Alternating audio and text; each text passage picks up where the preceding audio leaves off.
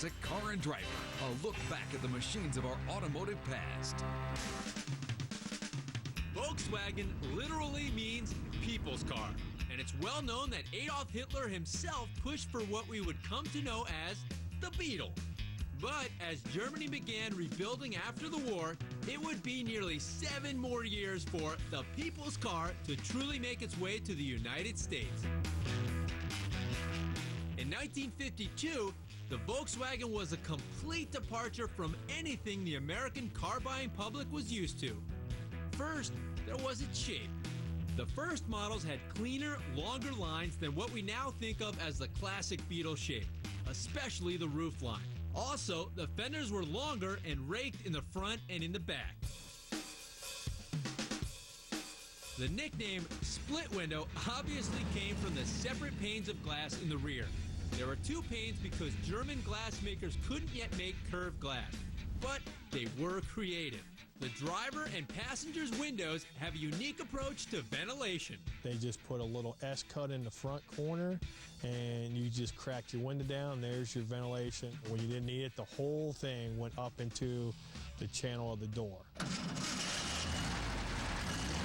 The power plant was also a radical departure with its 1131 cc's of horizontally opposed air-cooled engine making 25 horses and 49 pound-feet of torque.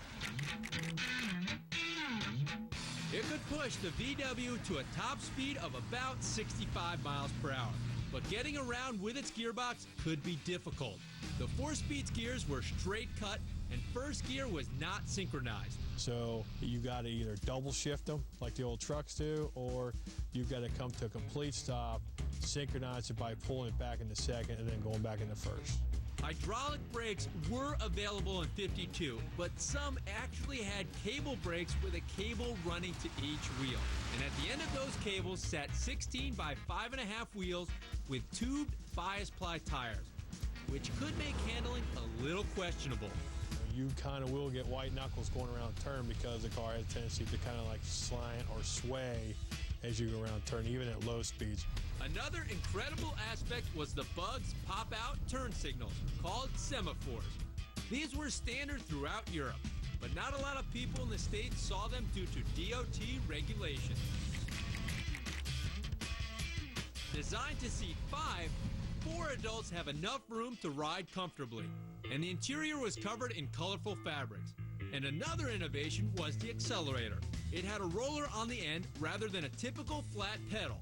Original prices in 1952 were in the $1,100 to $1,200 range. But by mid-1953, Volkswagen nixed the rear split window, adding a slightly larger oval window. Due to relatively small numbers of original Beetles, perfect examples of the split window Bug can now go for nearly $50,000. Now that's a lot of money for an automotive icon with more than 20 million copies made.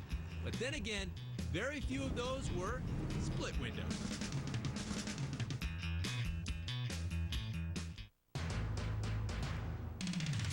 Call now for your free copy of Car and Driver, the world's largest automotive magazine.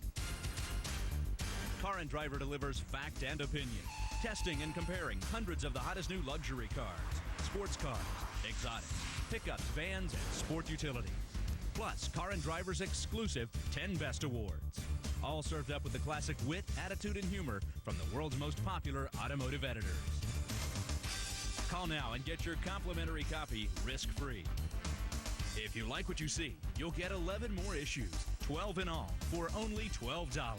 That's a 72% savings off the newsstand cost. We'll bill you later. If you choose not to subscribe, simply return the bill marked cancel. You'll